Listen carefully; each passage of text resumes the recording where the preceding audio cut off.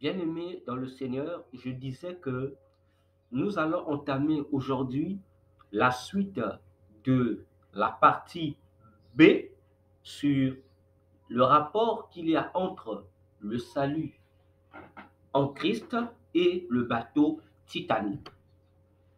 Alors tout à l'heure, lorsque je faisais le direct, il y a eu problème de connexion. Il y a eu problème de connexion.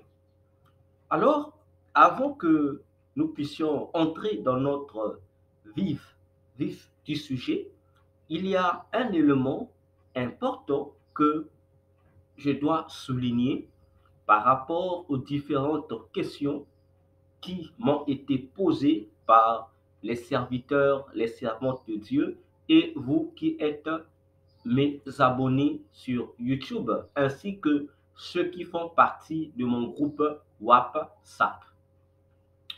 Vous avez posé la question de savoir, par rapport à ce qui est raconté, dit aujourd'hui dans le monde concernant l'enseignement qui déclare que les véritables Israélites, les véritables Juifs, les véritables peuples d'Israël ne sont pas ceux qu'on nous présente, mais ce sont des Africains et plus particulièrement des Noirs. Disons que le pays d'Israël ne se trouverait pas au Moyen-Orient, mais plutôt en Afrique. Ne vous en faites.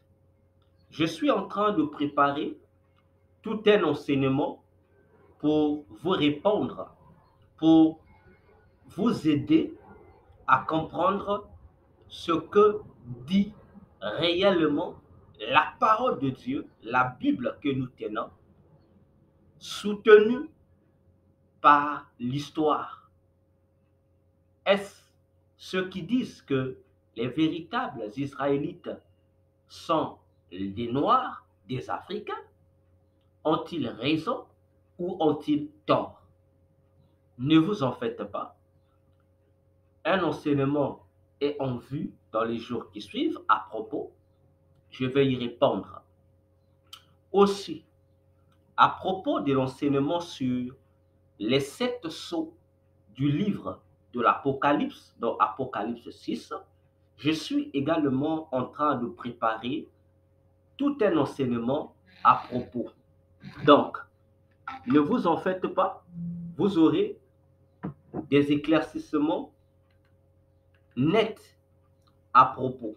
Voilà pourquoi priez le Seigneur pour qu'il nous accorde une disponibilité conséquente pour que nous soyons en mesure de pouvoir vous répondre concernant ces précisions bibliques, parce que il y a plusieurs choses qui se disent au sujet de ce 7 sceaux d'Apocalypse 6.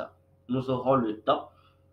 Et en troisième lieu, nous aurons également, déjà c'est en cours, tout ce que je suis en train de vous annoncer sont déjà en cours. Nous aurons un temps également, une étude, disons ainsi, dans laquelle nous allons démontrer de A à Z que l'enlèvement de l'Église peut être connu parlant de sa date. Et je dirai et j'expliquerai avec la Bible comment l'enlèvement de l'Église qui devrait normalement avoir lieu en l'an 2007 n'a plus eu lieu et je vous dirai le pourquoi. Tout ça aussi sera en vue et d'ici peu, dans les jours qui suivent, Dieu voulant, nous allons commencer avec l'étude sur le chrétien face à 2025. Rappelez-vous que déjà depuis 2022, je suis en train, je vous ai dit que j'ai dans ma gibecière les révélations, les prophéties que le Seigneur Jésus-Christ m'avait données depuis février sur février 2 février que le Seigneur m'a donné à propos de 2023, 2024, 2025 et sur 2026. Alors, ces jeux, sinon, je commençais ça depuis déjà, je crois, depuis le mois de mars. Je devais commencer. C'est juste certains, certains empêchements parce que c'est un enseignement qu'il faut enseigner avec beaucoup de temps parce que ça concerne le monde entier. Alors, je pense que d'ici peu, nous allons également commencer avec cet enseignement qui doit nous éclaircir davantage en ce qui concerne le futur de notre humanité. J'en ai déjà, c'est déjà prêt. 2025, 2026, déjà l'étude est prête depuis l'année passée. Cette étude est déjà prête depuis 2023 parce que ce sont des choses que le Seigneur a révélées. Alors, bien-aimés dans le Seigneur, voilà un peu le briefing que j'allais donner pour apaiser vos cœurs, vous qui êtes dans l'attente de ces enseignements. Soutenez-nous par vos prières, par vos encouragements, par votre soutien financier, etc. Parce que il y a l'enseignement que j'ai commencé sur la maison familiale. Plusieurs d'entre vous demandent les suites, il y en a, mais il me faudrait quelqu'un de disponible pour filmer. Voyez-vous? Donc, lorsque les serviteurs de Dieu avec qui je travaille seront disponibles, nous allons poursuivre avec notre enseignement ou à défaut, si le Seigneur faisait grâce, nous allons avoir notre propre caméra qui nous permettra également de faire un direct avec le tableau. Avec le tableau.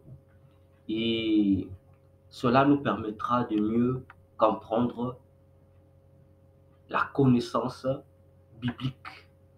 Alors, nous allons prier pour recommander ces instants merveilleux entre les saintes et puissantes mains de notre Seigneur et Dieu Jésus-Christ, afin que ce moment soit sous sa couverture et qu'il communique à chacun de nous la capacité par son Esprit Saint de comprendre son langage et de comprendre son enseignement. Seigneur Jésus-Christ, je te dis merci pour ces instants glorieux que tu disposes pour que, Seigneur, je sois là devant ton peuple afin de parler de ta part, de poursuivre cet enseignement sur l'Église future face à la crise spirituelle du passé. Seigneur, maintenant que je me taise, que je sois un instrument entre tes saintes mains pour que ton peuple soit édifié et que, Seigneur, les ignorants soient éclairés et qu'ils viennent à toi. Dans le nom de Jésus, je t'ai ainsi consacré, Seigneur, cet enseignement, cette séance. Au nom de Jésus, nous disons Amen. Bien-aimés dans le Seigneur Jésus-Christ, toujours votre humble serviteur, le docteur Véracité Cathéenne, nous sommes ici en train de parler de la crise de l'Église future face à la crise spirituelle du passé. Nous avons expliqué dans la première révélation d'où commence la réalité de cette crise qui attend l'Église future. Vous voyez, une crise, j'avais dit, qui commencera en République démocratique du Congo pour s'étendre plus tard sur le monde entier.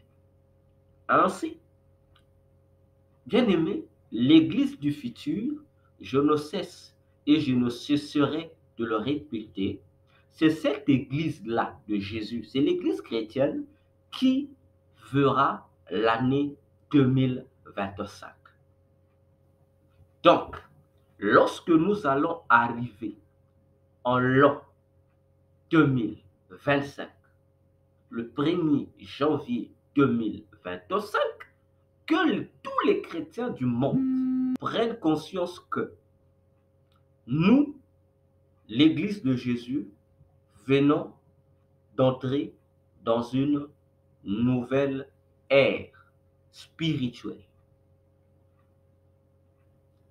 Et une nouvelle ère qui inaugure le dernier virage que l'Église emprunte pour être enlevée par le Seigneur Jésus-Christ. En d'autres termes, l'année 2025 va inaugurer deux virages. Le premier virage, c'est le virage pour le retour de Jésus en faveur de l'Église, appelé couramment par l'enlèvement de l'Église. Que personne ne vous mente. L'enlèvement de l'Église est une vérité. C'est un fait indéniable. Peu importe les différentes fausses doctrines que Satan répand dans les églises sur l'enlèvement de l'église, je vous rassure, la Bible disait Jésus vient bientôt. N'est-ce pas? Mais je vous apprends que Jésus est déjà à la porte. Il vient. Il ne nous reste plus de temps. Nous avons suffisamment consommé le temps que Dieu le Père nous a donné. Le temps est parti. Donc, le temps de la patience de Dieu arrive à son bout. Bien-aimés frères, sœurs, vous tous qui avez l'opportunité de me suivre présentement, je vous rassure, préparez vos vies. Mettez vos vies en conformité de la parole de Dieu pour que vous ayez part à cet enlèvement de l'Église. Sinon, vous n'aurez pas part. Et 2025 inaugurera également une deuxième venue, disons, une autre venue, cette fois-ci du faux Christ, qui est l'antichrist. Là, c'est une nouvelle ère pour l'organisation satanique. Je dis bien, ce sera une nouvelle ère pour l'organisation satanique aussi, parce que 2025 est comme un rond-point qui présente deux venues.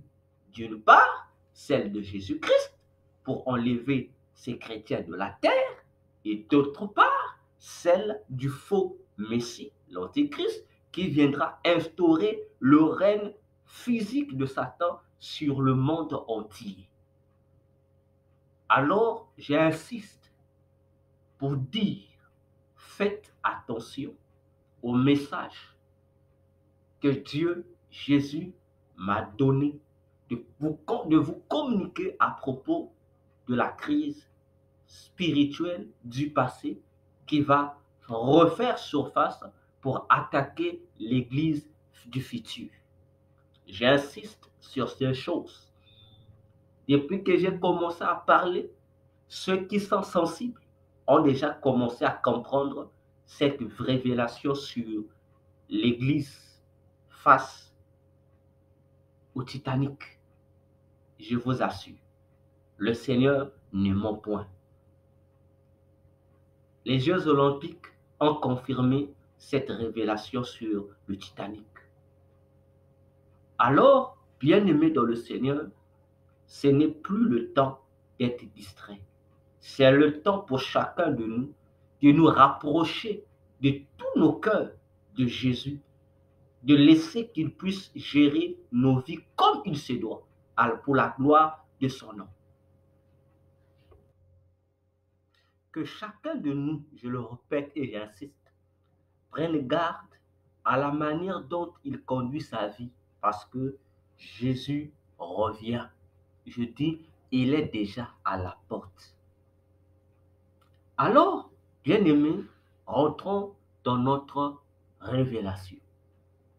Nous avons dit que le Titanic a un grand rapport face au salut en Christ. Et nous avons commencé à les démontrer dans la partie A de cette rubrique numéro B. Alors, bien aimé, remarquez une réalité. C'est quoi dans le Titanic?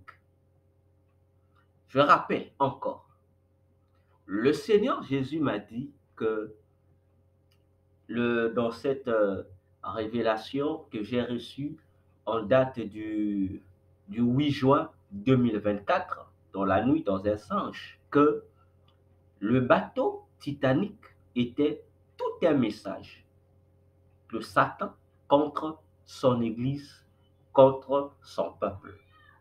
Ce qui veut dire que lorsque nous regardons le bateau Titanic dans toute sa configuration, ce bateau doit nous interpeller. Pourquoi? Parce que ce bateau est un message codé que le monde de Satan communique au monde entier en défaveur de l'Église chrétienne. Voyez-vous? Ainsi, bien-aimé, chaque fois que tu auras l'opportunité de regarder le bateau Titanic, comprends que ce bateau t'informe sur ce que le diable se prépare à faire en ce dernier temps contre le peuple de Dieu. Bien-aimé dans le Seigneur Jésus-Christ, le Titanic, un grand bateau, avait 3 compartiments, c'est-à-dire qu'il était reparti dans ses logements en 3 grandes catégories. Il y avait le premier compartiment était réservé aux supérieurs. Entendez par supérieur des hautes personnalités, des milliardaires, des millionnaires, des célébrités, disons, des grands personnages, voyez-vous. Et c'est eux, ces hommes influents de la planète, qui occupaient le premier compartiment du Titanic, le compartiment le plus chic, le compartiment qui avait un haut standing. Voyez-vous, ces hommes influents de la Terre. Le compartiment appelé supérieur du bateau Titanic. Le deuxième compartiment était occupé par des gens de catégorie inférieure par rapport aux hommes influents. C'était le compartiment des gens moins riches, autrement appelés les personnes modestes. Ils étaient là, ces gens, dans le deuxième compartiment. Et enfin, le troisième compartiment était réservé aux gens pauvres. Oui, c'était réservé aux gens pauvres. C'est-à-dire des gens qui n'avaient ni des moyens supérieurs, ni des moyens modestes. Donc, c'était des désespérés de l'existence. Voyez-vous? Pour comprendre ici que ce classement de compartiments dans le Titanic n'a pas été fait de manière hasardeuse. Non, puisque le Titanic en lui-même est tout un message satanique que les esprits impurs, les démons, ont conçu pour nuire au peuple de Dieu, pour nuire à l'Église de Jésus. Bien-aimés dans le Seigneur, nous devions prendre au sérieux chaque élément qui compose ce bateau. Alors, ces trois compartiments doivent réveiller la sensibilité spirituelle de celui qui se dit appartenir à Jésus-Christ, le vrai, dont nous parle la Bible. Pourquoi? Rappelez-vous de ce que Jésus a dit, que le Titanic n'était qu'une contrefaçon de son bateau à lui, Jésus. Et oui, nous l'avons vu autrefois, que Jésus aussi a eu à fabriquer son bateau pour sauvegarder la vie, pour aider les gens qui étaient dans l'inverse du bonheur à vivre véritablement le vrai bonheur. N'est-ce pas? Et Jésus nous a dit que ce bateau dont il parlait s'agissait de l'arche de Noé. Dans les premières parties de cette deuxième révélation, nous l'avons expliqué de long en large. À vous de recourir à cette première partie pour mieux comprendre les choses. Alors, si le Titanic est une contrefaçon du bateau de l'Éternel, notre Créateur, cela veut dire que le classement des compartiments que nous retrouvons dans le Titanic sont également retrouvés dans le bateau de l'Éternel, notre Dieu, l'arche de Noé. Oh, j'aime ces choses. Jésus est véritablement la vérité. Nous allons lire la parole de Dieu pour en avoir des preuves. Lisons Genèse 6. C'est le texte que Jésus nous a donné. Genèse 6, du verset 13 au verset 16e. Genèse 6, du verset 13 au verset 16e, je lis la parole de Jésus. Il est écrit: Et Dieu dit à Noé, la fin de toute chair est venue devant moi, car ils ont rempli la terre d'extorsion, et voici, je les détruirai avec la terre. Fais-toi une arche de bois de gopher. Tu feras l'arche par l'auge, et la calfeutreras de bitume par dedans et par dehors. Et tu la feras en cette manière. La longueur de l'arche sera de 300 coudées, sa largeur de 50 coudées et sa hauteur de 30 coudées. Tu donneras du jour à l'arche et feras son comble d'une coudée de hauteur.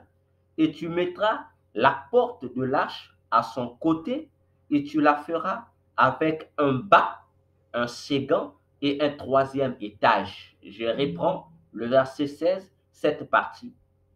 Et tu la feras avec un bas, un second et un troisième étage. Nous bénissons la parole de l'Éternel. Bien-aimés, vous comprenez ici que les choses sont sérieuses. Le temps est spirituellement lourd, je vous assure. Si les hommes de Dieu n'osent pas vous le dire, ça veut dire qu'ils sont aveugles. Si ton pasteur ne t'informe pas de la nature du temps actuel, que spirituellement le temps est lourd, mon frère, il faut que tu fasses gaffe parce que ton salut est en danger. Parce que ta foi en dépend. Il faut que tu maîtrises la nature du temps. Alors, mes frères, mes sœurs en Christ, chers abonnés YouTube, ici, nous voyons comment l'Éternel, notre Dieu, dans ses recommandations à Noé de lui construire une arche, Dieu précise que l'arche devrait être composée de 3 compartiments. Il y a le compartiment du bas, le compartiment séquent et le troisième compartiment. Donc, vous comprenez que Dieu précise ici dans ce texte, nous venons de le lire, que son bateau à lui avait 3 compartiments. Ah, cela ne vous rappelle-t-il pas les 3 compartiments du Titanic? Attention. Et notons-le en passant, contre le Titanic et l'arche de l'Éternel, le bateau de Noé qui a existé avant l'autre. Ce n'est pas le Titanic, mais plutôt l'arche de Noé. Voilà pourquoi le Titanic est une contrefaçon pure et simple de l'arche de Noé.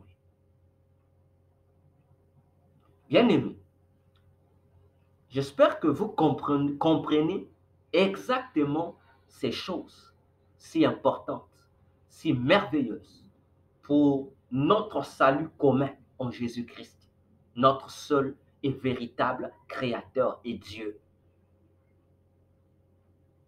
Le Titanic a 3 compartiments. Donc, le concepteur du Titanic, prononçant bien son nom, Lucifer, Satan, en inspirant la fabrication du Titanic, faisait le contraire de ce que Dieu a fait avec son propre bateau. C'est-à-dire, de même que l'Éternel a conçu son bateau avec 3 compartiments, de même aussi lui, le malin, a aussi conçu son bateau Titanic avec le même nombre de compartiments. Cependant, il va faire le contraire de ce que le Créateur Dieu a fait. Comment? Remarquez que le premier compartiment du Titanic, c'est le compartiment de haut standing des hommes les plus importants de la Terre. N'est-ce pas? Mais, bien-aimés dans le Seigneur, sans pour autant aller de 14h, de midi à 14h. Si le premier compartiment le plus luxueux de haut standing a été réservé aux hommes considérés par Satan les plus importants du monde, les milliardaires, les millionnaires, les hautes personnalités, les hommes influents, comme on le dit, bien aimé. Sachez-le que en faisant ainsi, en plaçant ces hommes-là à cette position-là, dans ce compartiment-là, Satan était là en train d'insulter l'Éternel, notre Dieu Jésus. Oui, c'est une injure de Satan à l'égard de notre Dieu. Pourquoi une injure? Simplement parce que lorsque vous lisez Genèse 6, en ce qui concerne le classement des passagers de l'arche de Noé, bien-aimé, l'Éternel, notre Dieu, avait établi une certaine configuration qui devrait interpeller les gens. Les gens d'aujourd'hui, plus particulièrement vous et moi, qui sommes en train de vivre les dernières heures de l'Église sur terre. Voyez-vous, la configuration de Dieu en matière de compartiment de l'arche de Noé était comme ceci. Dieu a établi le premier compartiment, non pas pour des hommes les plus importants de la terre, non, non pas pour des milliardaires, non, non pas, bien aimé, pour les millionnaires, pour les célébrités, non, mais Dieu a eu à les réserver pour des êtres qui n'avaient pas d'importance sur la terre devant les hommes les plus importants de la terre. Et ces créatures, les moins importants, les dévalorisés même de la terre, c'étaient des animaux. ça peut vous sembler étrange. Comment Dieu peut-il réserver l'endroit de haut standing, l'endroit le plus important, le plus luxueux, l'endroit le plus valeureux de son avis aux animaux? Mes frères, mes sœurs, cela doit attirer notre attention parce que dans la logique humaine, ce n'est pas normal. La logique humaine voudrait que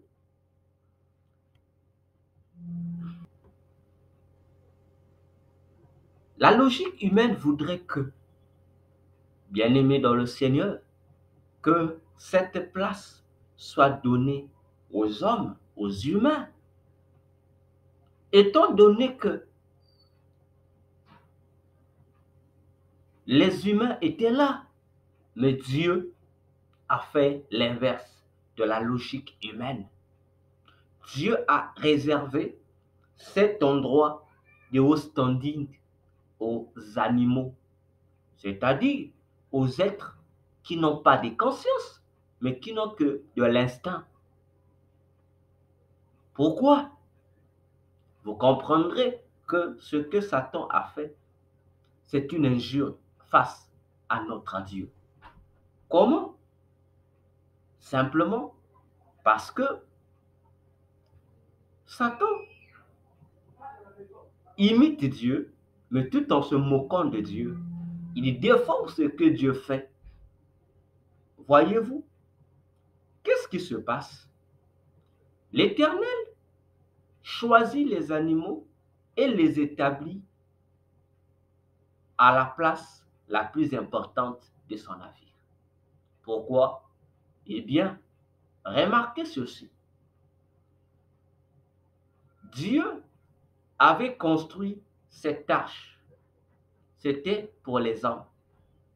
Oui, c'était pour les humains. Voilà pourquoi il a pris son soin.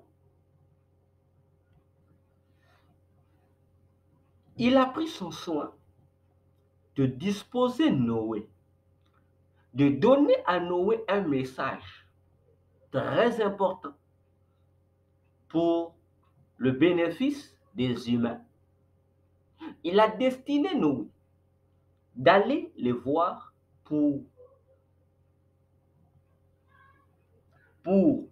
les inviter à une prise de conscience en ce qui concerne leur état d'âme pourri, en ce qui concerne leur vie future, en ce qui concerne leur lendemain.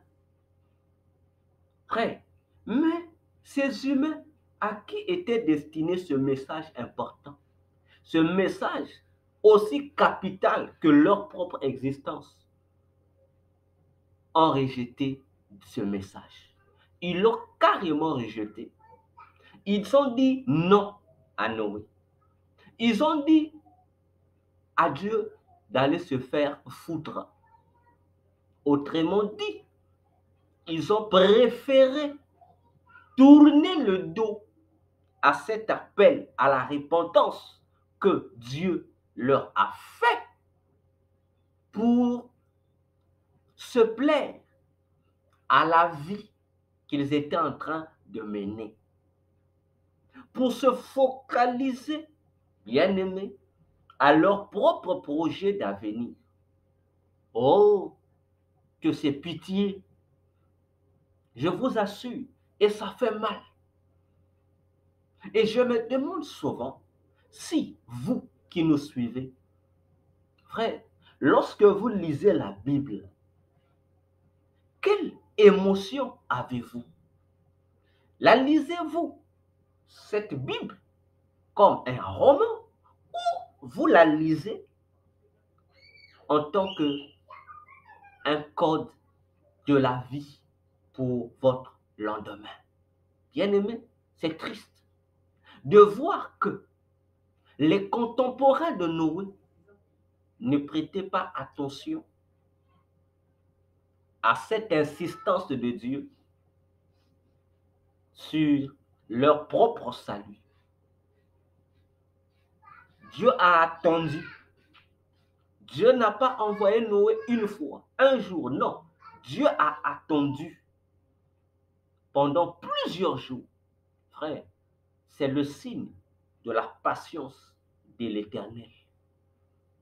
C'est le signe de l'amour de Dieu à l'égard de tout pécheur, à l'égard de tout homme, de toute femme, de toute personne qui mène une vie contraire à sa sainteté.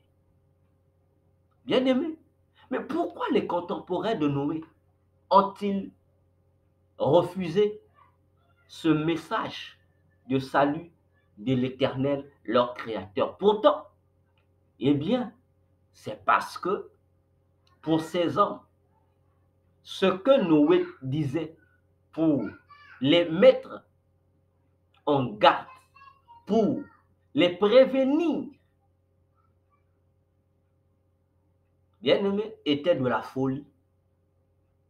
Parce que Noé leur disait de changer leur vie, de se repentir, bien-aimés, pour être épargnés du malheur divin, du jugement de Dieu qui n'était pas loin de le déluge, qui devrait anéantir, effacer de la terre toutes les traces des méchants.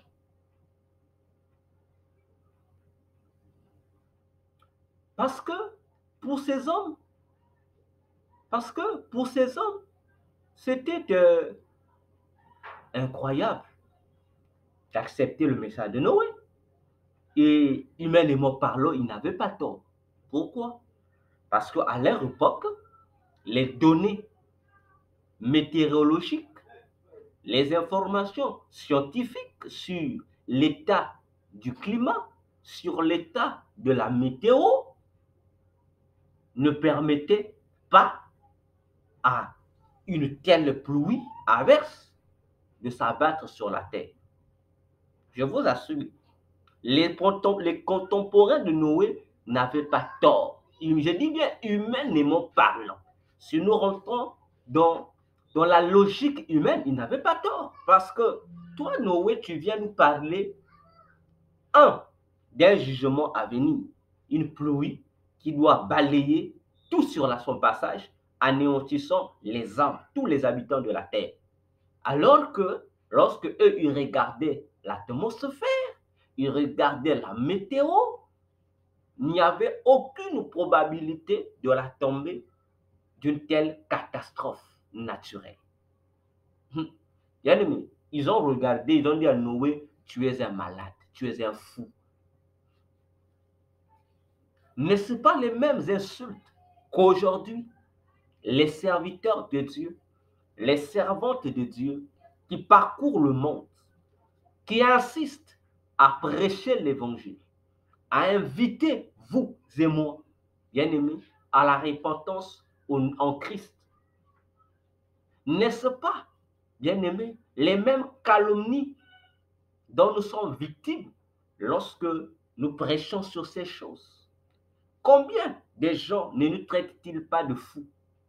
Combien de gens ne nous traitent-ils pas d'illusionnistes lorsque nous disons répentez-vous parce que le jugement a été prévu pour amener les gens dans un feu éternel, le lac de feu, la seconde mort.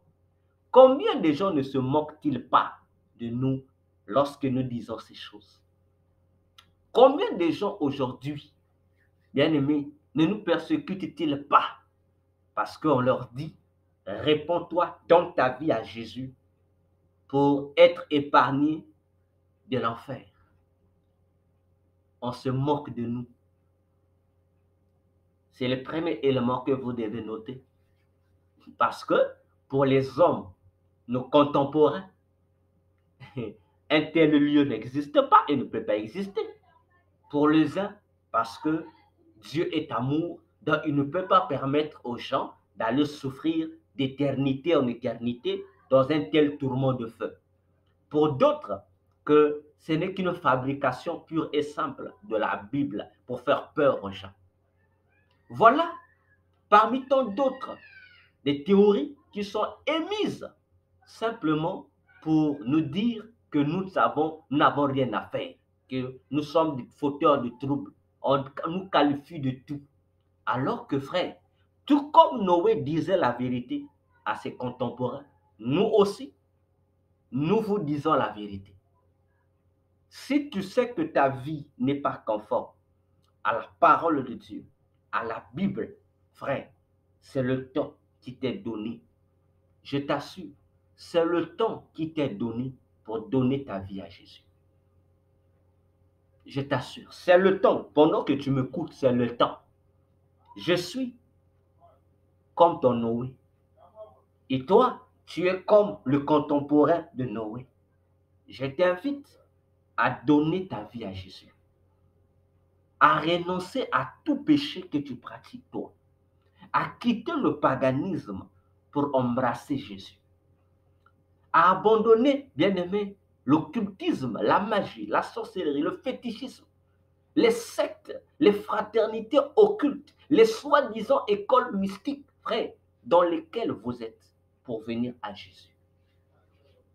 D'abandonner, frère, les totems, les talismans que vous portez, soi-disant pour vous protéger contre les esprits impurs, soi-disant pour vous attirer, bien-aimé, de la chance, pour vous attirer de la clientèle, pour augmenter vos richesses. Tout ça, ce n'est que de la pacotille, frère. Ce n'est que du mensonge pur que Satan et ses anges déchus vous imposent pour mieux vous aider à être loin de celui qui vous a créé, votre Dieu qui s'appelle Jésus. Mes frères, mes sœurs, le deuxième élément fondamental qui permettait aux contemporains de Noé de rejeter le message, l'évangile de Noé, c'est quoi, bien-aimé? C'est l'état de la vie qu'il menait. C'est-à-dire, c'est la qualité du déroulement de la vie qui caractérisait leur vie sociale. C'étaient des gens heureux. Ils vivaient bien. Ils se mariaient pour les uns, d'autres faisaient marier leurs enfants. Bien-aimés, face au message de Noé qui disait que la vie qu'eux y menaient n'était pas droite, n'était pas bonne aux yeux de leur Créateur, l'Éternel, eux prenaient Noé pour un rigolo. Parce que eux, ils sont bien. Il y avait la prospérité. Il y avait le bonheur partout. Donc, lorsque Noé leur disait qu'il y a la méchanceté sur la terre, eux, ils ne voyaient pas la méchanceté. Eux, ils voyaient autre chose. Eux, ils voyaient le bonheur de la vie, l'aisance de la vie. Ils voyaient que la vie, dans leur parcours de la vie, dans leur société, dans leur pays, il y avait le développement. Et ils voyaient que la science était développée. Et ils voyaient que ce développement des progrès scientifico-techniques améliorait leurs conditions de vie. Et oui, donc à leur égard, Noé était un clochard. Alors que Noé disait la vérité, c'est plutôt eux qui étaient des aveugles, des véritables ignorants. Pourquoi? Parce que, au lieu de voir la réalité en face, eux, ils voyaient l'illusion que le diable mettait devant eux. C'était des Lot. Et oui, les gens de l'époque de Noé, c'étaient des individus comme Lot. Alors que Noé était un individu qui avait les discernements d'Abraham. Lot a vu Sodome et Gomorrhe. À ses yeux, cette ville était comme le jardin d'Éden. Bien-aimés, vous savez que Lot ne voyait pas les vraies réalités de Sodome et Gomorrhe. Lui, il voyait l'ornement de cette réalité-là, la beauté de Sodome et Gomorrhe. Ce que l'autre ne savait pas, c'est que cette beauté qu'il voyait n'était qu'un ornement qui ornait le mal. Et le mal, c'était quoi? C'était la vie qui caractérisait l'existence à Sodome et à Gomorrhe. C'est quoi? C'est l'homosexualité. Et c'est l'homosexualité qui a fait quoi? Qui a attiré sur eux le malheur. D'ailleurs, Dieu a dit que les péchés de Sodome et Gomorrhe sont montés jusqu'à moi. Je suis descendu pour aller vérifier. Mon frère, faites attention. Je dis, faites attention. Les gens de Noé également ne se doutaient de rien, comme dit Jésus. Ils étaient tranquilles. Ils ne voyaient pas les péchés qui caractérisaient leur monde. Et ils ne voyaient pas ça. Donc, à la place du péché, à la place des dépravations, à la place des cruautés, à la place, bien aimé, des blasphèmes à l'égard du Créateur, eux, ils voyaient les réussites, eux, ils voyaient la meilleure vie, eux, ils voyaient le luxe, eux, ils voyaient l'argent, eux, ils voyaient la révolution sociale, eux, ils voyaient les réformes politiques, eux, ils voyaient les réformes économiques, eux, ils voyaient le développement de la technologie, de la science, etc., etc. Et voyez comment les démons manipulent la vision humaine, pour ne pas dire la conscience des hommes que vous et moi sommes. Jésus a dit, avant qu'il ne vienne prendre son église, frère, ce qui s'est passé à l'époque de Noé et à l'époque de Sodome se passeront de même, bien-aimés. Alors, questionnons-nous, frère, entre nous, soyons sérieux. Aujourd'hui, est-ce que le monde voit-il le péché qui décore, influence, domine, bien aimé, le cours de la vie humaine?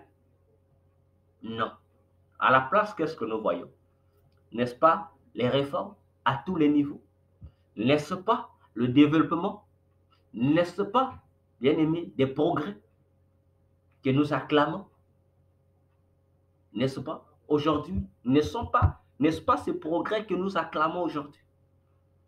Les nouvelles technologies, le développement de la science, n'est-ce pas? La manifestation aujourd'hui et l'apparition aujourd'hui des révolutionnaires pour faire quoi? Pour faire bouger les choses dans les nations. N'est-ce pas? Mais tout ça, ce n'est que de l'illusion. Ce n'est qu'un voile que les démons nous couvrent sur les visages pour nous empêcher de voir la véritable réalité qui décore, qui règne, qui détruise nos nations. Et oui, je vous assure, notre monde est actuellement pire, frère, que l'époque de Noé. Je vous assure. Le monde actuel est rouillé de fond en comble dans le péché.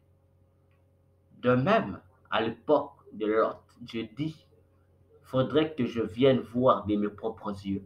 Frère, de même, sachez-le, dans notre époque, l'homosexualité a atteint un niveau qui donne des vertiges, un niveau inimaginable, à tel point qu'elle est devenue aujourd'hui l'une des piliers sur lesquels repose maintenant l'existence humaine. Si vous ne le savez pas, je vous l'informe. L'homosexualité fait partie désormais des piliers pour le bien-être des humains. Ah oui, ça t'étonne, mais je te dis la pure vérité. De même, à l'époque de Lot, Dieu est descendu pour voir, afin de détruire ou de ne pas détruire. Si les informations qui sont montées devant son trône étaient vraies ou pas. Bien-aimés, sachez-le, à notre époque aussi, Jésus sait que le péché a atteint son comble. Il doit venir voir. Oui, alors frères, sœurs, contrairement aux hommes, aux humains, à qui était donné le privilège d'occuper le compartiment le plus important de l'arche.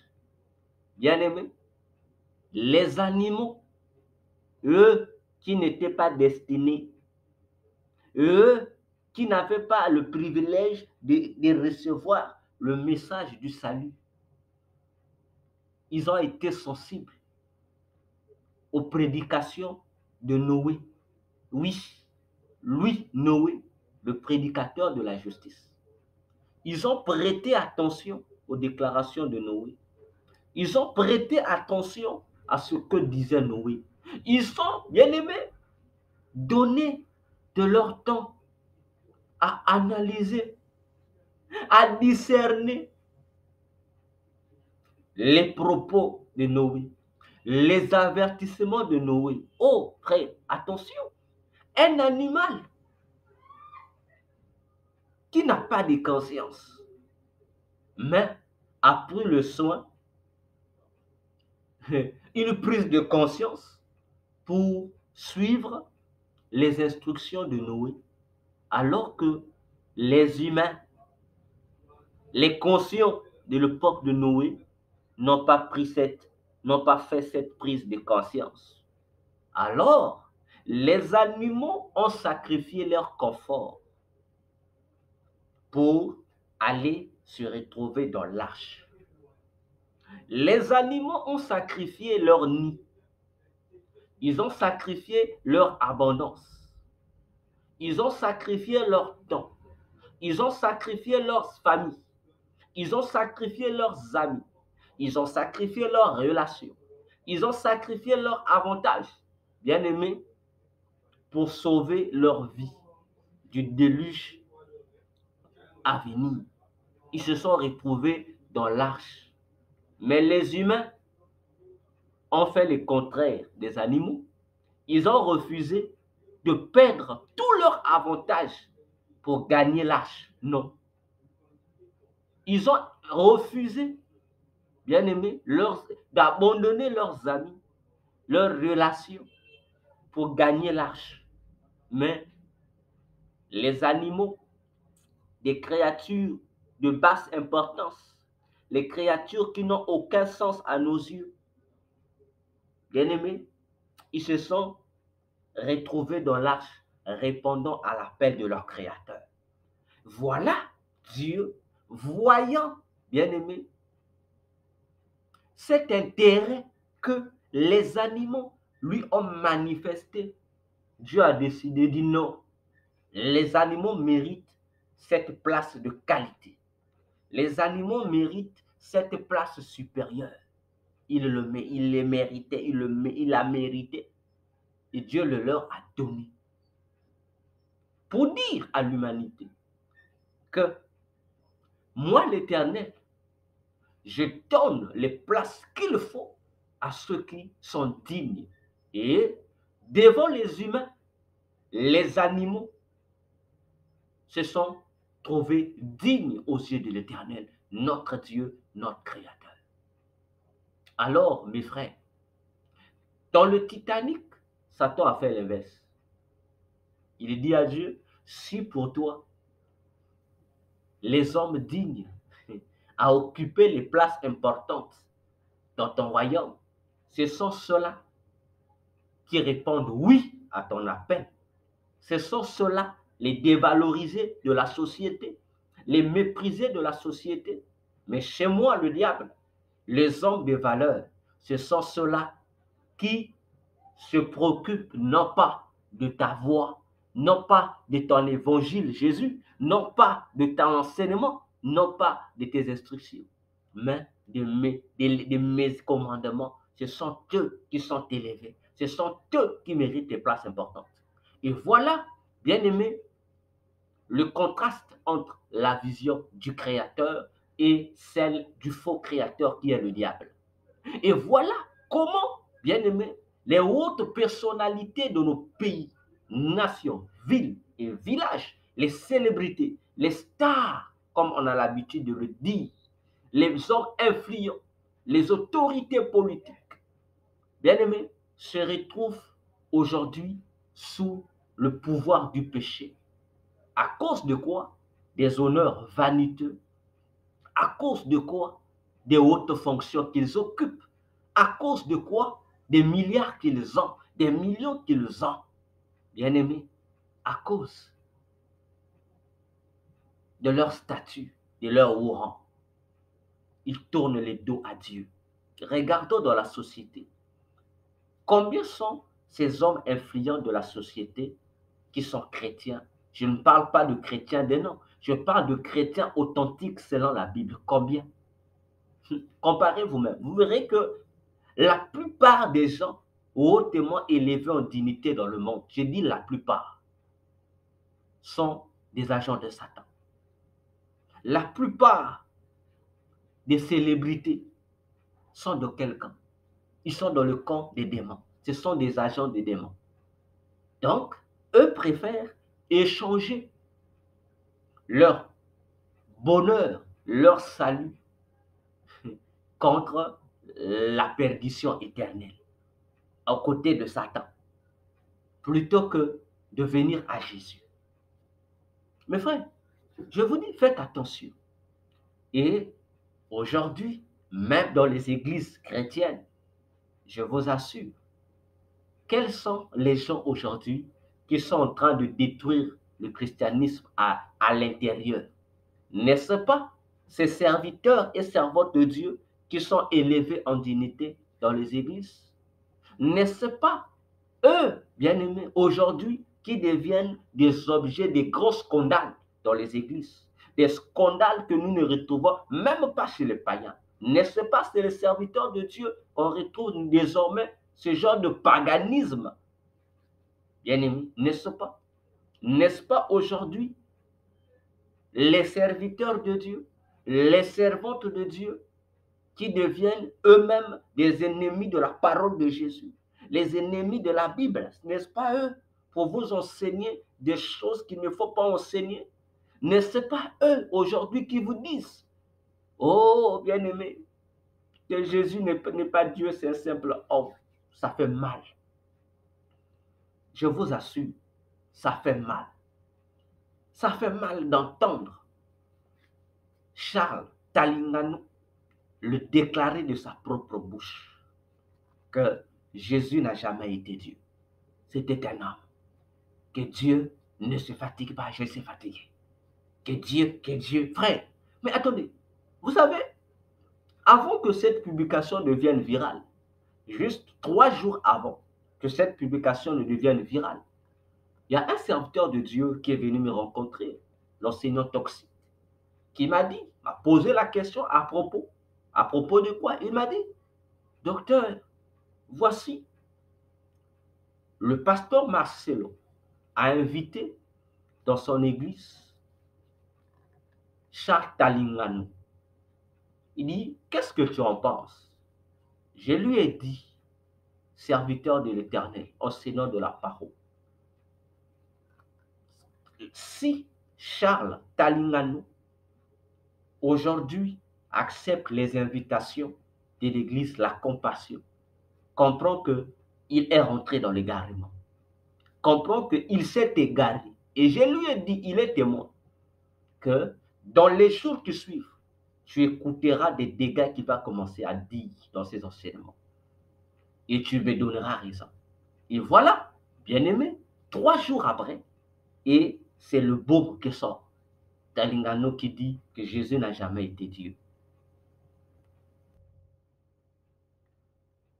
Cela ne vous rappelle-t-il pas le pasteur Marcelon qui avait enseigné la même doctrine en disant ouvertement Jésus n'a jamais été Dieu le Père. Attention, frère, aux hautes personnalités. C'est pourquoi Jésus disait une parole dans Luc 6. Il disait que faites attention lorsque tout le monde parlera du bien de vous. Hein? Lorsque tout le monde commence à parler du bien de vous, frère, faites attention. Je vous assure, faites attention. Parce que si tu passes à gauche, on t'acclame. Tu passes à droite, on t'acclame. C'est le succès, c'est la renommée, n'est-ce pas? Mais je vous assure, ça ne vous rend pas service. Prenons Luc 6, le verset 26. Jésus dit, malheur lorsque tous les hommes diront du bien de vous, car c'est ainsi qu'agissait leur père à l'égard de faux prophètes. Voyez-vous, Jésus dit dans Luc 6, le verset 26, il dit, malheur à vous lorsque tous les hommes diront du bien de vous. Il dit, c'est de la même manière que les pères de ces hommes-là agissaient à l'égard des faux prophètes. Pour dire quoi? Jésus nous dit ici que lorsque tous les hommes commenceront à t'acclamer, c'est-à-dire les païens commenceront à t'acclamer, tu deviens une renommée mondiale. Tu es l'homme de tout le monde, comme on dit, l'homme du peuple. Sache-le que pour Jésus, tu deviens un faux prophète. Et aujourd'hui, il n'y a pas que Talingano. Je vous assure, et je vous l'ai dit, ils vont tomber, ils seront séduits, tous ces grands que vous acclamez là, ils seront séduits. Et voilà, qui pouvait le croire que Talingano puisse se lever pour dire de telles bêtises? Qui pouvait y croire? Comme j'ai toujours dit aux gens, un jour, après mon passage sur cette terre, vous m'appellerez prophète. Malheureusement, je suis docteur. Voyez-vous? Donc, dans le Titanic, on a le premier compartiment du haut standing. Satan le réserve aux hommes. Mais Dieu réserve ça aux animaux. Attention. Jésus a dit, les premiers seront les derniers et les derniers seront les premiers. Alors, les premiers, c'était des humains à l'époque de Noé. Mais voilà, ceux qui étaient les derniers, les animaux, ils sont devenus les premiers dans le bateau de Dieu. Mais chez Satan, il a fait l'inverse. C'est déjà deux visions opposées. Alors, toi qui es élevé en dignité, dis-moi, tu es dans quel camp? À toi de choisir. Dans le deuxième compartiment, réservé aux gens modestes, c'est-à-dire aux gens qui sont ni riches ni pauvres, mais ils sont moyens. Ça, Satan a donné ça à ces gens-là, le deuxième compartiment. Mais attendez, je dis attendez, les gens moyens, ce sont les gens qui secondent les hommes riches. Ce sont les gens qui secondent les puissants, n'est-ce pas? En un mot, ce sont des auxiliaires des hommes influents. Ce sont des auxiliaires des milliardaires, des célébrités. Ce sont leurs auxiliaires, n'est-ce pas? Mais regardez du côté de Dieu. Le deuxième compartiment, à qui Dieu l'a-t-il réservé? Est-ce aux humains? Je vous apprends avec joie, non. Je dis non. Le deuxième compartiment, qui était moins luxueux, Dieu ne le réserve pas aux humains, plutôt aux choses. Attendez. Le premier compartiment, Dieu ne le réserve pas aux humains, aux choses, les animaux. Le deuxième compartiment également, Dieu ne le réserve pas aux humains, mais toujours aux choses. Cette fois-ci, il le réserve le deuxième compartiment à la nourriture. C'est-à-dire que dans le deuxième compartiment de l'arche de Noé, du bateau de l'Éternel, il y avait la provision alimentaire qui devrait nourrir l'équipage du bateau. j'aime Jésus pour ces choses. Voyez-vous que Satan et Dieu ne partagent pas la même vision de la vie, ne partagent pas la même vision de l'avenir. Je suis sûr et je t'apprends que en ce qui concerne aussi ton devenir, Dieu et Satan n'ont pas les mêmes points de vue. Dieu veut que tu sois ceci, Satan veut que tu sois cela. Le deuxième compartiment du Titanic est réservé aux auxiliaires des puissants de la terre. Tandis que chez Dieu, c'est réservé aux choses, aux auxiliaires aussi des animaux. Et oui, parce que la nourriture vient après les animaux, n'est-ce pas? Nous avons en premier les humains, en second les animaux et en troisième lieu la nourriture. Mais attention, lorsque nous voyons la nourriture provisionnelle que Dieu a recommandé à Noé de mettre dans l'arche, mais c'était une nourriture végétative, c'est-à-dire ce sont des plantes, une nourriture à base des plantes. Attention, dans la création, nous avons l'homme, les animaux, puis vient la végétation. N'est-ce pas? Mais dans l'arche de Dieu, dans le navire de Dieu, c'est l'inverse. Pour corriger l'humain, l'humain qui est insensible à l'amour de son créateur, Dieu prend l'humain, il le met au bas de l'échelle. Il prend les animaux, il met au-dessus de lui. Il prend la végétation, il met au-dessus de lui.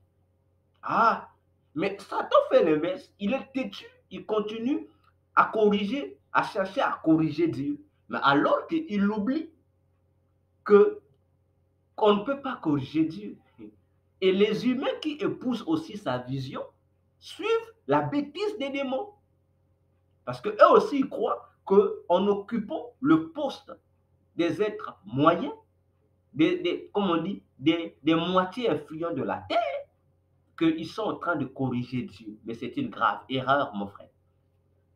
Combien de gens aujourd'hui dans nos sociétés, à travers le monde, quoique n'étant pas milliardaires ni millionnaires, n'étant que moyens, quelqu'un qui a des moyens, quelqu'un qui a des possibilités, ne sont-ils pas des nuisances pour leurs semblables dans nos quartiers, dans nos sociétés? Combien? Regardez dans le monde, n'est-ce pas les gens moyens, financièrement parlant, qui sont des acteurs de trafic d'influence? Regardez autour de vous, les gens qui vous font des trafics d'influence, qui sont-ils? Ce sont les petits des autorités politiques, les amis des amis des amis des autorités politiques, des enfants des autorités politiques. Donc ce sont des gens qui ne font même pas partie de la classe des gens hautement élevés, mais juste des corollaires. Mais au travers de la relation qui les attache à ces hautes personnalités, eux aussi se croient importants et ils usent du trafic d'influence sur les autres. Mais je vous assure, je dis ce qui est vrai. N'est-ce pas? Vous qui faites le trafic d'influence là, sachez-le que aux yeux de Dieu, la nourriture, les plantes ont plus de valeur que vous. Les animaux ont plus d'importance que vous. Comment vous allez nous expliquer, mes frères, dans mon pays, au Congo-Brazzaville, qu'un pauvre Chinois soit au-dessus de la loi congolaise? Qu'un pauvre Chinois a l'opportunité de dominer, de marginaliser le Congolais. Jusqu'à même marginaliser, insulter, humilier en public les agents des forces de l'ordre. Pourtant, ils sont en infraction. Mais lorsque les agents des forces de l'ordre les attrapent sous cette infraction pour leur donner la sanction qu'il faut, mais ils humilient, je vous assure, en public ces agents de force. Et ils ont quel prétexte ou quelle force. Il vous dit à toi qui es officier, il te dit, dis à l'officier, toi tu me blagues avec moi. Il appelle le général un tel, le commandant un tel, ou le colonel un tel, parfois le ministre, parfois le président. Bon, imagine-toi officier, quelle humiliation. Un être moyen, mes frères, sachez-le que les êtres influents qui occupaient la première place dans le Titanic, et vous, les hommes moyens qui avaient occupé la place secondaire, tous, ils sont morts dans le Titanic. Je vous dis, ils n'ont pas été épargnés par la noyade du Titanic. Hein. Pour te dire, frère, toi qui fais le trafic d'influence, parce que tu as une relation avec une certaine haute personnalité, sache-le que tu es appelé à te repentir. L'évangile de Jésus, c'est aussi pour te sauver. Parce que cette vie que tu mènes va te conduire au feu éternel. Satan, tu trompes. La position que tu as, les relations que tu as, frère, sont en train de te tromper. Tu n'es pas puissant. Preuve, la mort t'attend. Il faut aussi faire du trafic d'influence devant la mort. Eux-mêmes, les gens qui te soutiennent là, les hautes autorités, les rois de la terre, les politiciens, les présidents, devant la simple maladie, ils tremblent. Hein? Ils tremblent parce qu'ils ne veulent pas rencontrer la mort.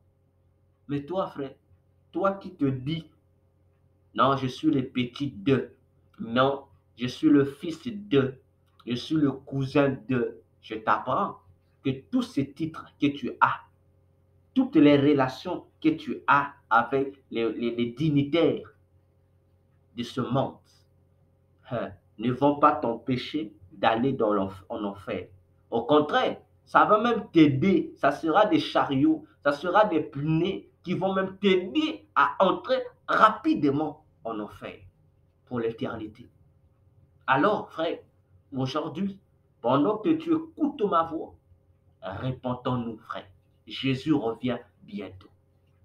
Je dis, répentons-nous, Jésus revient bientôt. Je répète encore, repentons-nous, Jésus-Christ revient pour prendre son peuple. Réfléchis, mon frère, avant que le trop tard ne soit ton partage et ton bénéfice. Le dernier compartiment, dans le Titanic, Satan l'a donné aux gens pauvres, c'est-à-dire aux gens que lui, Satan, a trouvé que c'était les plus inutiles du monde. Il leur a donné cette place, les pauvres. N'est-ce pas? Mais Dieu, la dernière place, il n'a pas donné aux pauvres, hein. Il a donné aux hommes riches. Ah, vous vous étonnez, effectivement, lisez la Bible. Les humains ont occupé le dernier étage de l'arche, le dernier. Donc l'étage qui n'avait pas de luxe. Voyez-vous un peu la balance? C'est là que Dieu a placé les hommes. Donc Dieu a fait l'échelle de comparaison entre le compartiment de Satan et le compartiment de Dieu sont contraires, sont en opposé. En opposé. Alors, mes frères, réfléchis. Noé n'était pas pauvre. Hein? Noé était riche. Peut-être que vous ne le savez pas. Noé était riche. Lui et sa famille, ils étaient riches. Mais Dieu les introduit dans l'arche. Il ne leur donne pas la place réservée aux riches. Il leur donne la place réservée aux pauvres. Pourtant, ils avaient quelque chose. Ils étaient riches. Mes frères, réveille-toi. Ici, j'aimerais attirer l'attention de quelqu'un qui me suit. Bien-aimé, vous devez comprendre une vérité. Oui, vous savez, au ciel, il y aura plusieurs pauvres. J'ai dit au ciel. Plusieurs pauvres au ciel seront au-dessus de plusieurs riches. je répète, au ciel, les gens qui vont occuper les, les, les, les privilèges les plus glorieux seront des gens, des hommes et des femmes qui ont été sur la terre des chrétiens pauvres. Je répète encore pour une meilleure compréhension. Au ciel, la plupart des chrétiens qui ont été riches sur la terre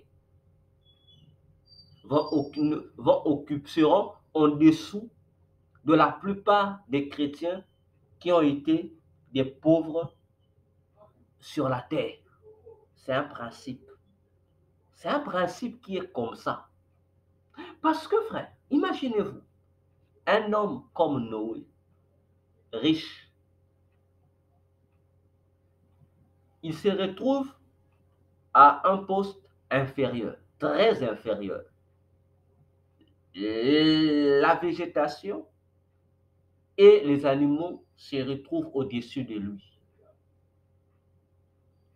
Frère, réfléchissons un seul instant. J'ai dit, réfléchissons un seul instant.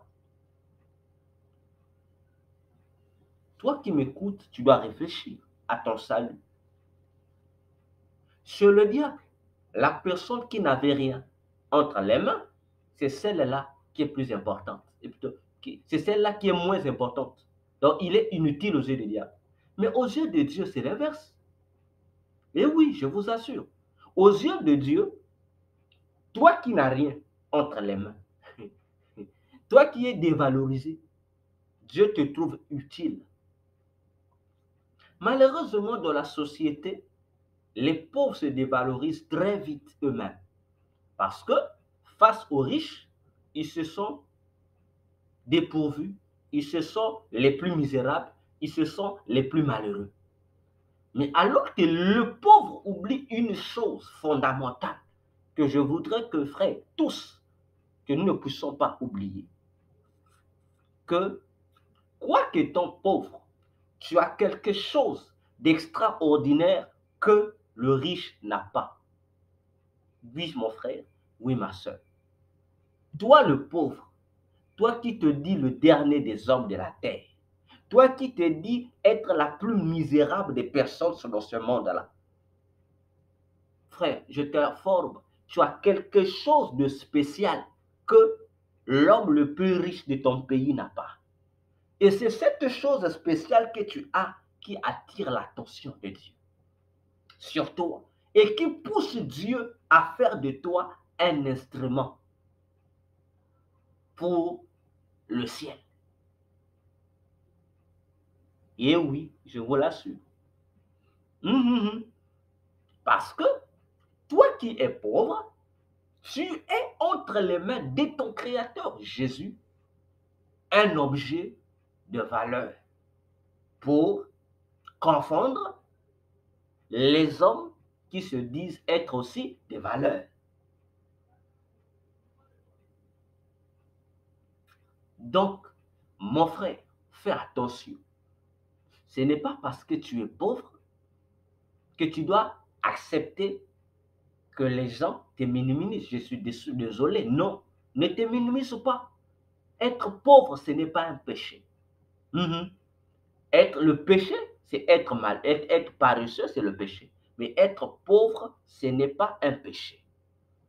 Si être pauvre était un péché, mon frère, ma soeur, lui-même, notre Créateur, Jésus-Christ, ne devait pas naître pauvre dans ce monde. Il devait naître multimilliardaire.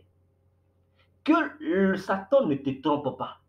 Même s'il te met à la plus basse échelle sociale pour te dégrader, réjouis-toi parce qu'aux yeux de ton Créateur, tu as de la valeur. Lui qui t'a créé, il sait pourquoi il t'a créé. Ce n'est pas Satan qui t'a créé. Ce n'est pas la franc-maçonnerie qui t'a créé. Ce n'est pas la Rose-Croix qui t'a créé. Ce n'est pas la Maïkari qui t'a créé. Ce n'est aucune des sectes pernicieuses ou des loges mystiques, frère, qui t'ont créé pour te laisser berner par leurs mensonges, de faire de toi un grand homme. Frère, non. Ah non. Ne perds pas ton salut parce que tu es pauvre. Non, ne perds pas, frère, ma soeur. Ne perds pas ta dignité aux yeux de Jésus parce que tu es misérable. Parce que tu es un sans-abri. Non, parce que tu manges difficilement. Non, parce que tu n'as qu'un seul vêtement. Non, non. Parce que tu n'as personne pour te soutenir. Parce que tu n'as personne pour t'assister. Je suis désolé, ma soeur. Je suis désolé, mon frère. Ne te méprise pas.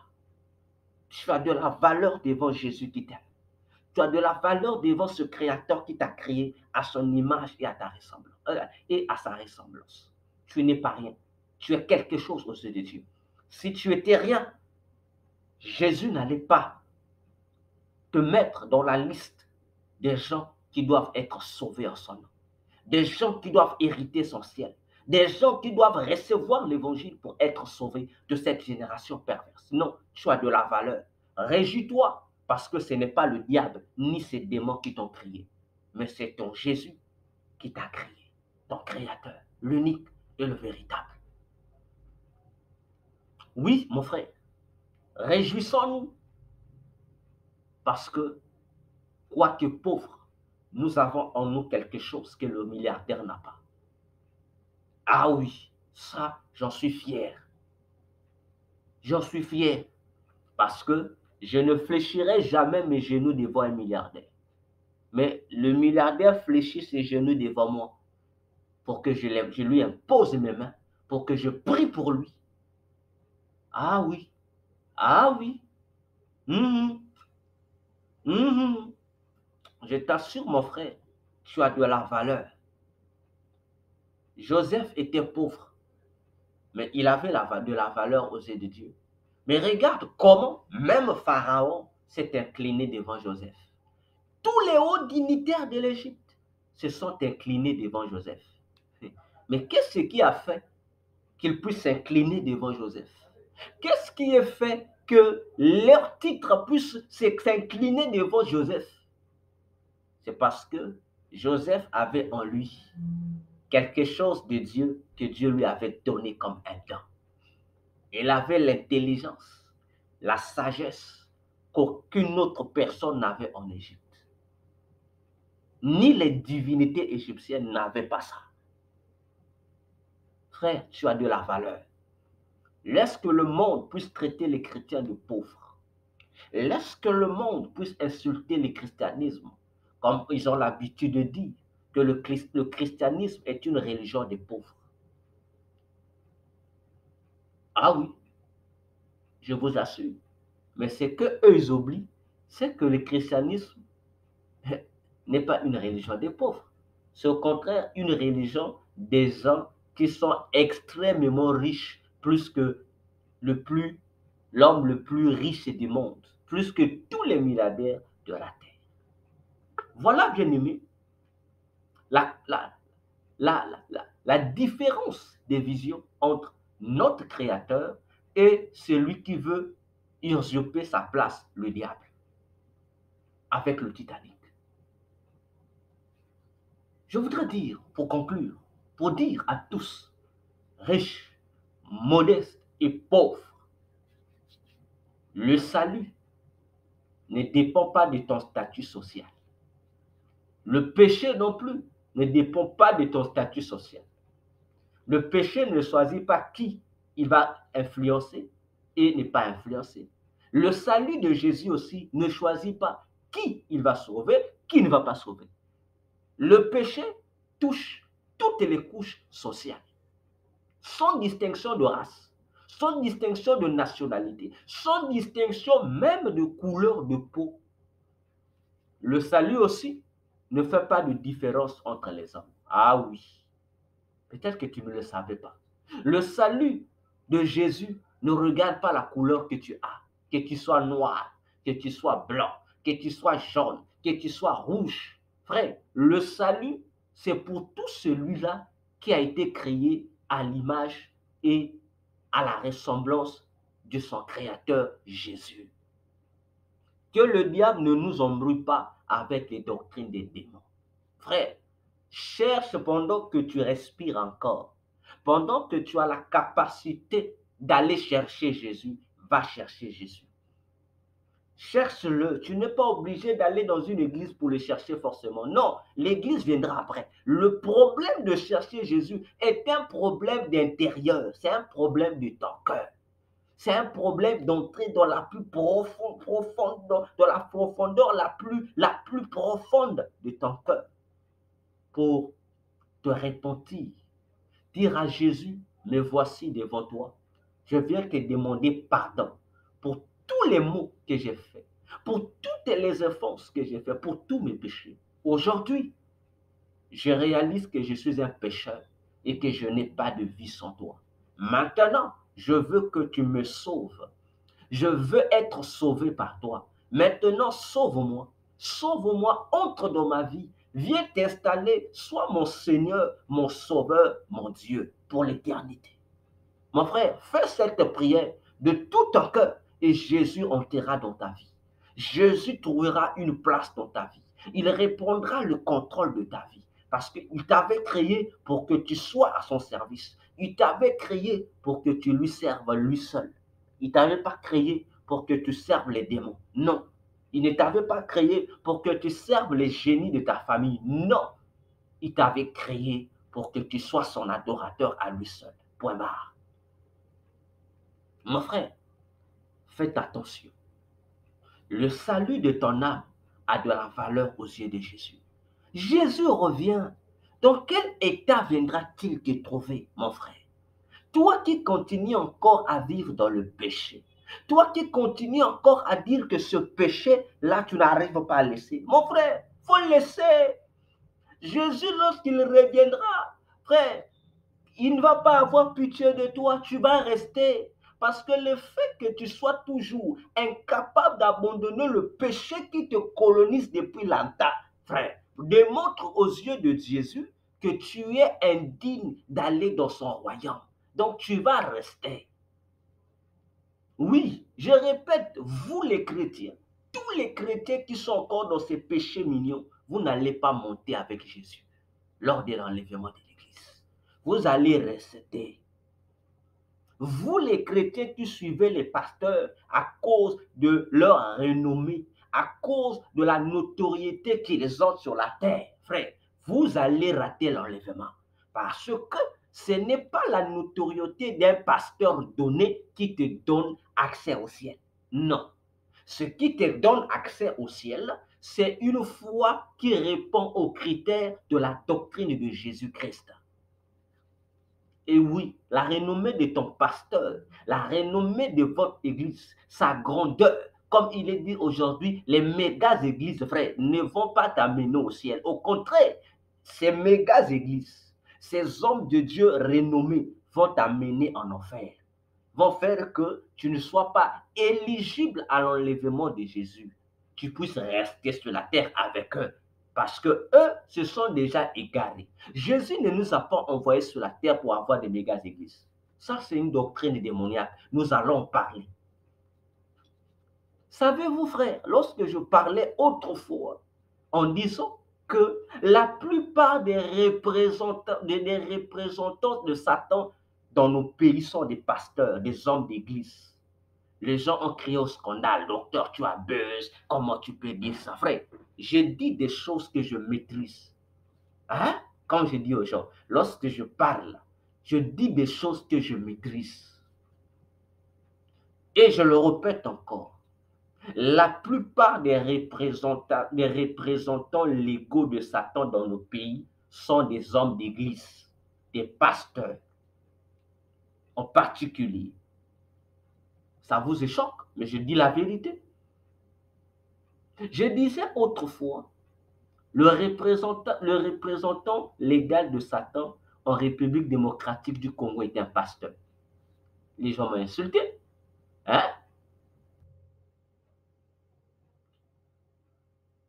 Alors, aujourd'hui, où en sommes-nous?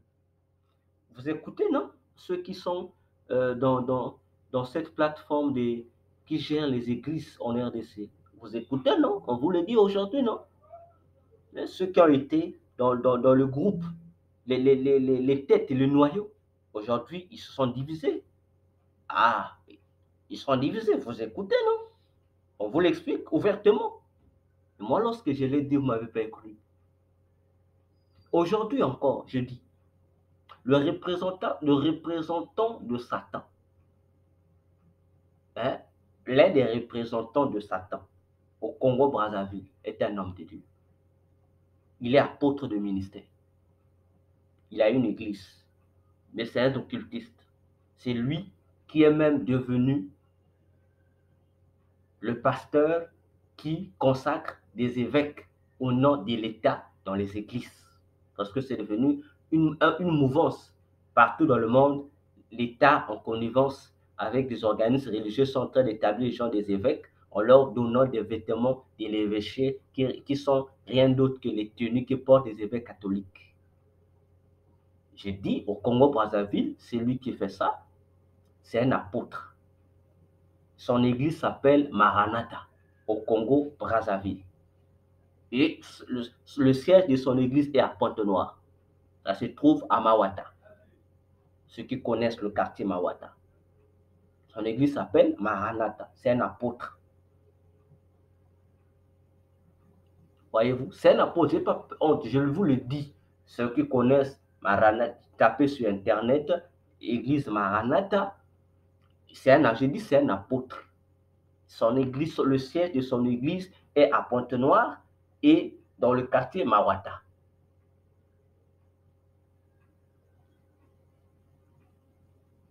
Voyez-vous, pour vous dire, faites attention. Et il se fait nous-mêmes autoproclamer le père de la nation, l'archevêque, comme aujourd'hui l'archevêque. Voyez-vous, et vous devez faire attention à ces choses-là. C'est un sataniste, je l'ai dit et je le répète encore, pour les Congolais de Brazzaville, je vous répète encore ça. Il y a aussi un autre représentant de Satan chez nous au Congo-Brazzaville.